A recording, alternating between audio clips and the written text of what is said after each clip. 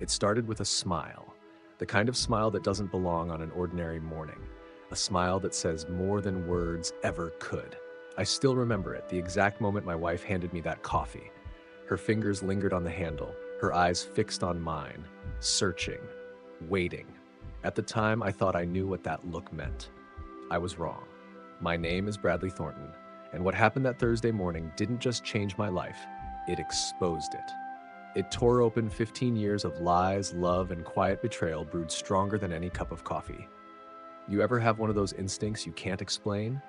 That feeling deep in your gut whispering, something's off. For me, that instinct didn't just save my career, it saved my life. I've been a high school guidance counselor in suburban Connecticut for 15 years. Not glamorous, but meaningful. I help kids find direction through heartbreaks, addiction, family chaos. I'm good at reading people. I can tell when someone's lying, scared, or desperate. But no amount of training prepares you for when the person lying is your wife. Veronica Thornton, 38, real estate star. She could sell a snowball in the desert and convince you it was a diamond. Auburn hair like polished copper, green eyes that used to look at me with warmth, but lately they looked more like they were calculating something. That morning, those eyes weren't filled with love, they were filled with intent. And then there was her mother, Estelle Ridgway, 67 years old and still running her life like a corporate boardroom.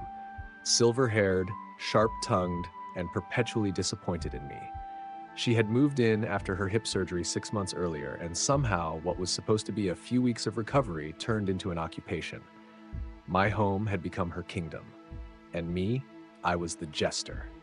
Every breakfast, every chore, every small mistake became a performance review.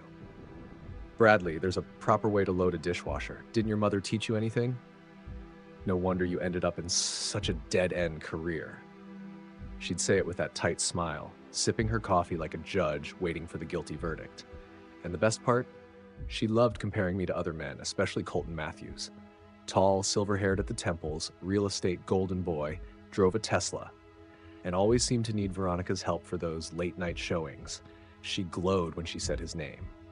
Colton, even his name sounded expensive. So yeah, things at home weren't perfect, but I thought they were fixable. Until that morning.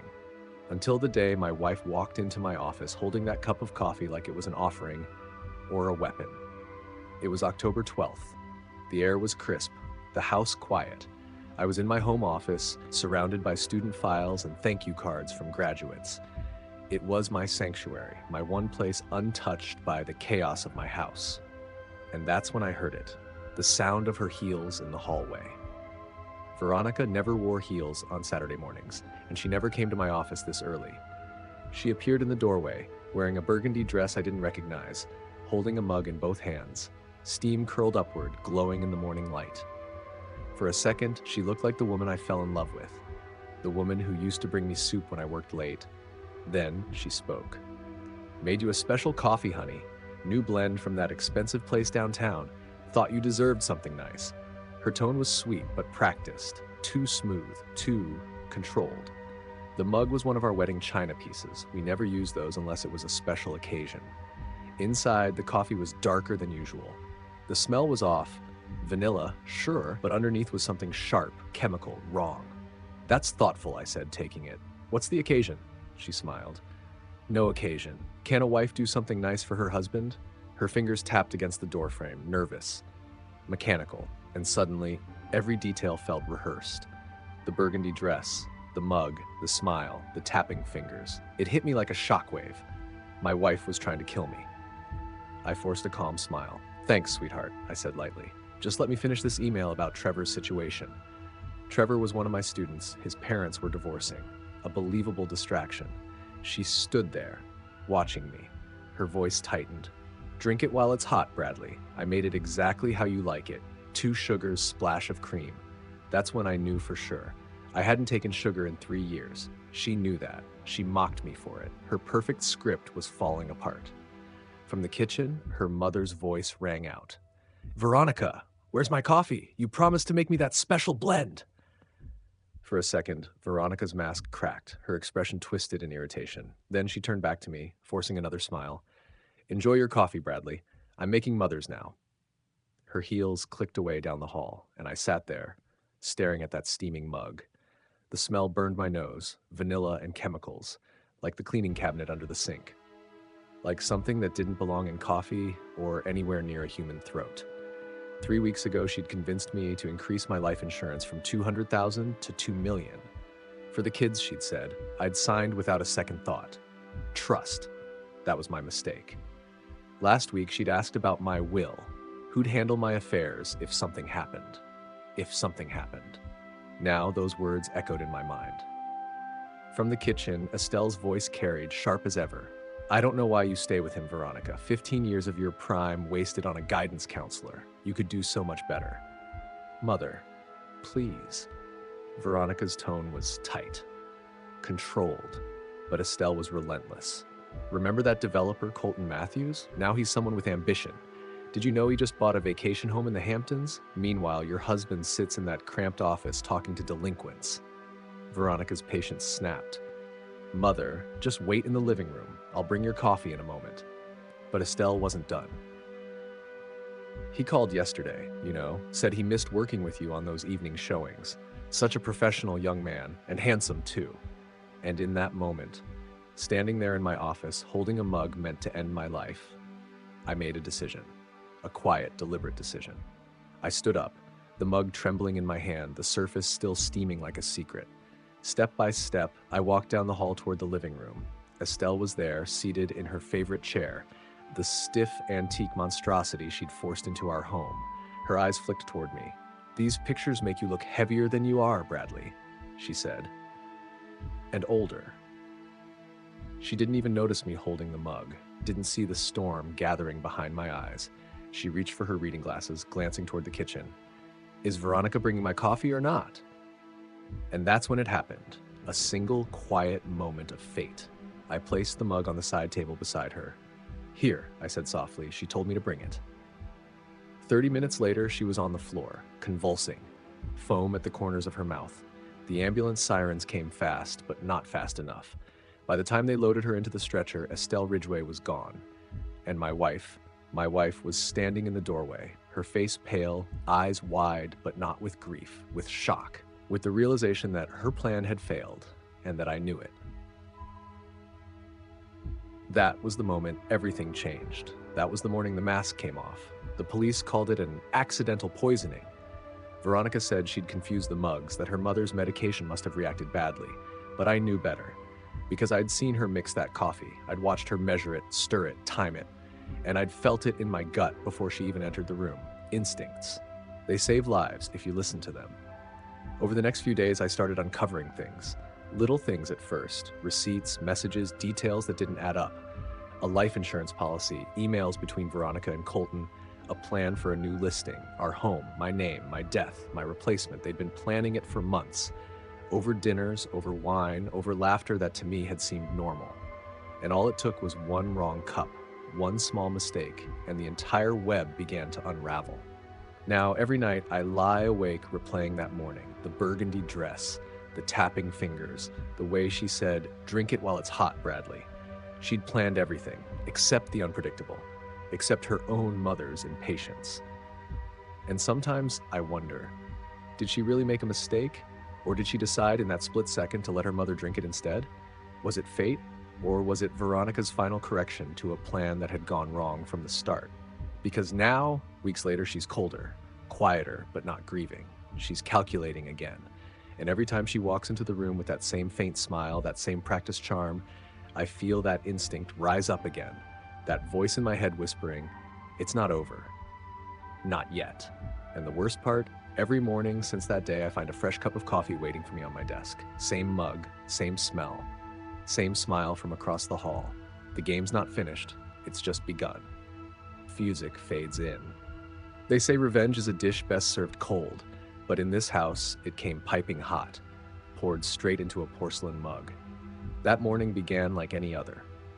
The clink of fine china, the faint hum of the coffee maker, the quiet tension that always lived in the air between us. But underneath the polite smiles and morning pleasantries, something dark was brewing. And not just the coffee. Veronica should have hired a better photographer. Colton knew one. He'd done their company headshots last month. That's what I told Estelle, calmly, evenly, as I set my mug on the coffee table beside hers. Two matching mugs, two very different fates. The china made a soft clink against the coaster, delicate, almost innocent. Veronica asked me to bring this to you, I said. She's making mine fresh, said yours was the priority, as always. And just like that, her eyes lit up. That familiar gleam, the one she got whenever she felt properly important. For years, Estelle had lived off that feeling, the idea that she was the center of everyone's orbit, the matriarch, the queen of her little kingdom. Finally, she said with a satisfied sigh, someone remembers who helped with the down payment for this place. I just nodded, watching as her weathered fingers wrapped around the handle. The faint tremor in my chest wasn't fear. Not exactly. It was something colder, quieter. Resolve. A voice in my mind whispered, "Are you really going to let this happen?" And another voice answered back, just as calmly. After everything she's done, yes. I remembered every cruel comment, every time she called me a disappointment, every time she convinced Veronica that she'd married beneath her. The guilt I once felt was gone now. My silence felt justified, necessary. At least she remembers how I like my coffee, Estelle said proudly, lifting the mug. Though knowing Veronica, she probably got it wrong anyway. The girl never could follow simple instructions. I smiled faintly. Veronica mentioned she made it extra special today, I said. Some new vanilla blend from that boutique downtown. She hesitated, brow furrowing. Vanilla? I prefer hazelnut. She knows that. But pride won over preference. Her need to feel chosen outweighed everything else. Well, she muttered, at least she remembered me first. She took a long sip, then another. I watched her throat move as she swallowed, watched the steam curl upward and vanish. My pulse thundered in my ears, but my face stayed calm. The same calm I wore when counseling students who confessed to cheating or hiding pregnancy tests in their lockers. Estelle set the cup down briefly, smacking her lips. Vanilla, she said, though it has an odd aftertaste. Metallic almost. Veronica never could make coffee properly. Her laugh was thin, bitter. I taught her everything about cooking and hosting, but she never paid attention to the details. While she rambled, I pretended to check my phone. My hands, steady now. The shaking was gone. The decision had been made long ago. Whatever Veronica had planned for me was now coursing through her mother's veins instead. You know, Bradley, Estelle said suddenly, taking another sip, I've been thinking about your situation. Maybe it's not too late for you to make something of yourself. Colton could probably use someone at his firm. Filing, answering phones, entry level of course, but better than wasting your psychology degree on troubled teenagers. Her words slithered across the room like smoke. I stood slowly. That's thoughtful of you, I said softly. Work? She scoffed, draining more of the cup. Reading sob stories from children who can't handle life? When I was their age, we didn't need counselors. We had discipline. I didn't answer. I just watched her drink. Then, from the kitchen, I heard Veronica's footsteps. Light, but quick, almost nervous. She emerged from the pantry with another mug in her trembling hands. Where's your coffee? She asked.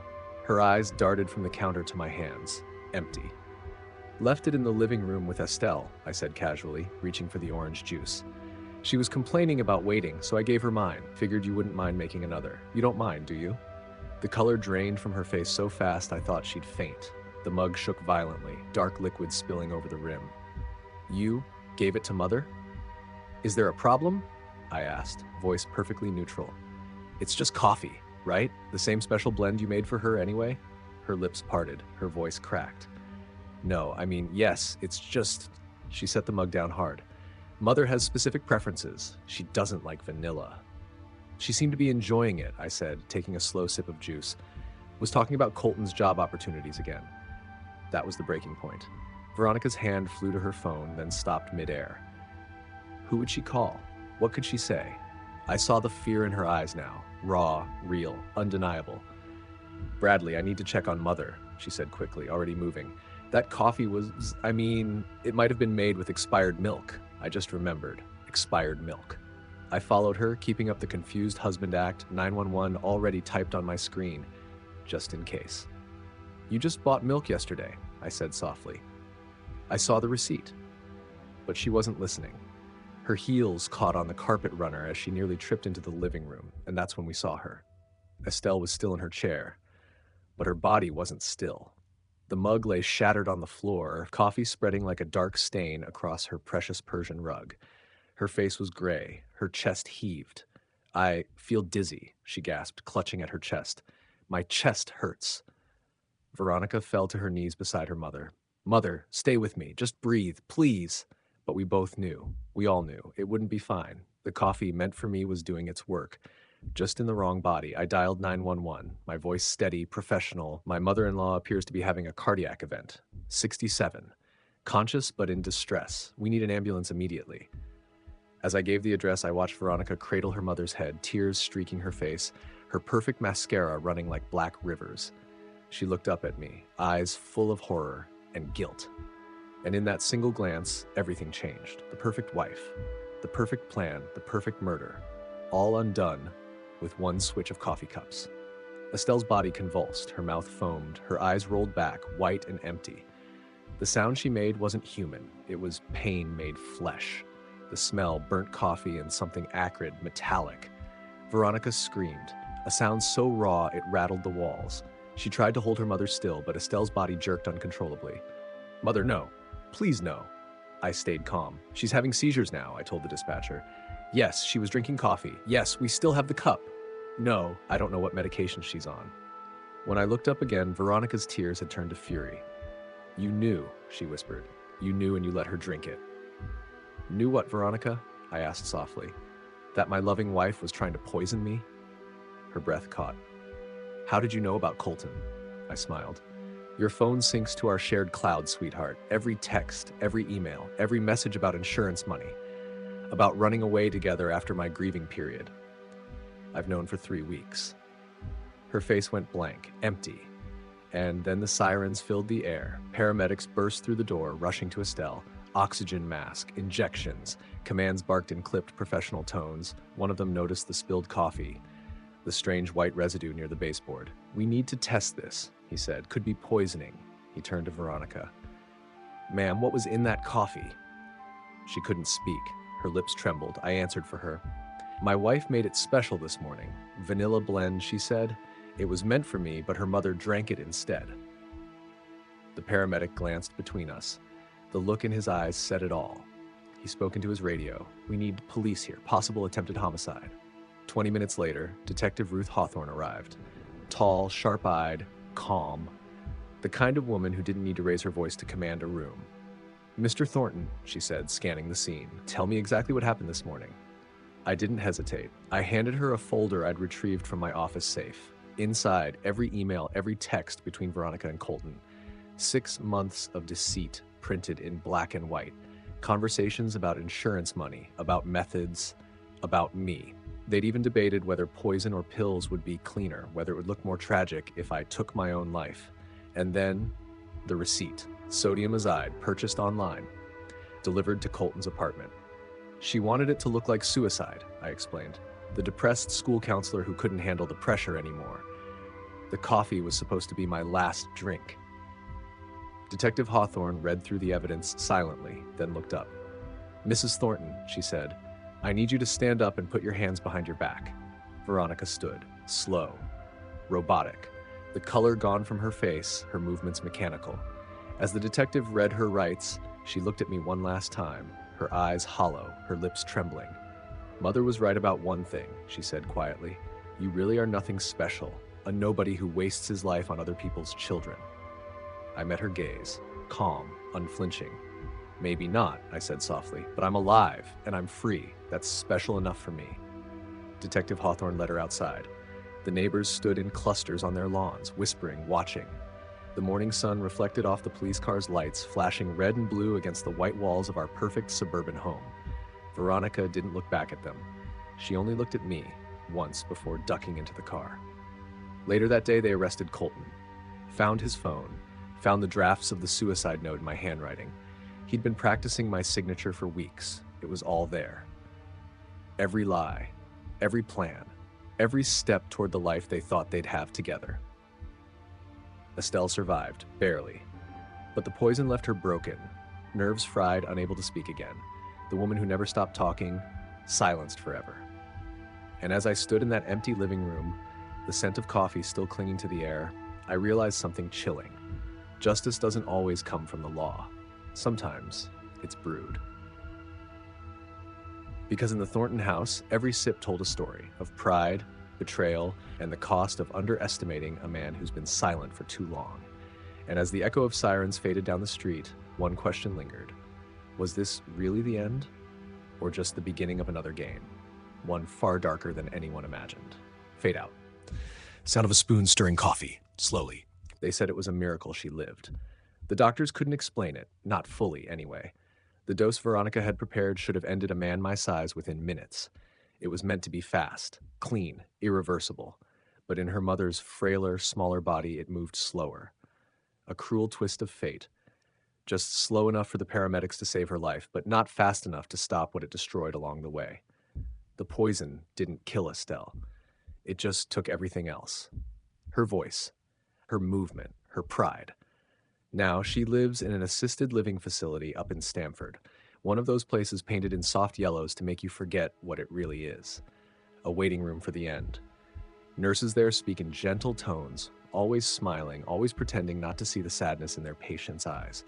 I visit her every week, not out of forgiveness, never that, but out of duty. Some debts you don't repay with kindness, you repay them with time. She sits by the window every afternoon, her wheelchair angled just so, staring at the courtyard where the other residents shuffle by. And when she sees me, something flickers in her eyes. Fear, maybe, or understanding. It's hard to tell. Her face doesn't move the way it used to. The sharp tongue that once lashed out at everything I said now lies still, useless behind lips that can no longer shape words. The irony isn't lost on me. The woman who spent years tearing me apart with her words now can't form a single syllable. Sometimes I read to her. Not books, not newspapers, but the thank you cards from my students. The ones who made it out. The ones she said would never amount to anything. All those troubled kids, I tell her softly. The ones you said would end up nowhere. They're doctors now, teachers, artists, parents. She blinks slowly, her gaze fixed on me, uncomprehending, or maybe unwilling to understand. And for a moment I wonder if somewhere in the back of her mind she realizes just how wrong she was. Then I close the folder, put the cards away, and leave.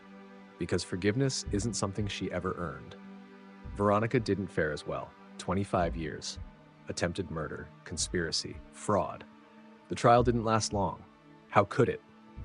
The evidence was overwhelming.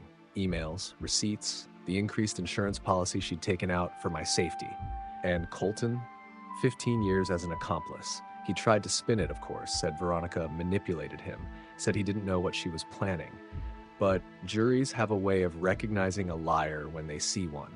Turns out this wasn't Colton's first time dancing with death. 2 years earlier, his previous girlfriend had accidentally died in a car crash. No one questioned it then, but now the police are reopening that case. Justice moves slowly, but it moves. The house sold quickly. Ironically poetic, considering Veronica used to say I didn't understand real estate value. I let the realtor handle everything. I didn't want to step foot in that place again. Every inch of it reeked of the life we pretended to have. Polished, perfect, poisonous. Now I live downtown, a modest 2-bedroom apartment with creaky floors, a view of the city, and windows that actually open. My neighbors mind their own business. The walls don't whisper lies anymore. It's peaceful. A week after the trial, Melody came home from college. She looked older, or maybe just wiser. She sat across from me at the little kitchen table I'd bought from a thrift store. No more expensive furniture, no more fake marble counters, just simple wood, worn from years of use and honest in its imperfection. "Dad," she said quietly, "why didn't you just leave her? If you knew?" I poured her a cup of coffee from my old pot. No vanilla, no fancy blends, just coffee. Because leaving wouldn't have stopped them, I said. The plan was already in motion. They would have found another way. She frowned. "But you could have gone to the police earlier." "With what?" I asked. "A few suspicious emails? A gut feeling?" The police can't act on intuition. They needed proof. They needed her to act first. I looked down at my cup, the steam curling between us. "Sometimes, sweetheart, the best defense is letting someone's evil reveal itself." Melody didn't speak for a while. She just held her mug, her hands tight around it like she needed its warmth to keep the world from going cold. My son Ryan took longer to process everything. He'd idolized his mother. To him, she was untouchable. Success in heels and lipstick. He called me one night, his voice trembling through the phone. "She tried to kill you," he said. "Over money?" "Over $2 million, I corrected. And a fantasy." He was quiet for a moment. "She traded us for that?" "Yes," I said softly. "She traded a real family for an imaginary future. Some people lose their souls chasing something that doesn't even exist." 6 months after the trial, my life found a rhythm again. Mornings with my own coffee, black, no sugar. Work days filled with student meetings, parent conferences, after-school sessions. Evenings spent grading papers, writing recommendation letters, answering emails. The drama of that October morning started to feel like a dream, or maybe a nightmare that had finally ended. But sometimes, late at night, I'd catch myself pausing before accepting a drink from someone else. Old habits die hard. Trust dies harder. Then one afternoon, a text came through. "Coffee after work?" It was from Denise Palmer, history teacher. Loud laugh.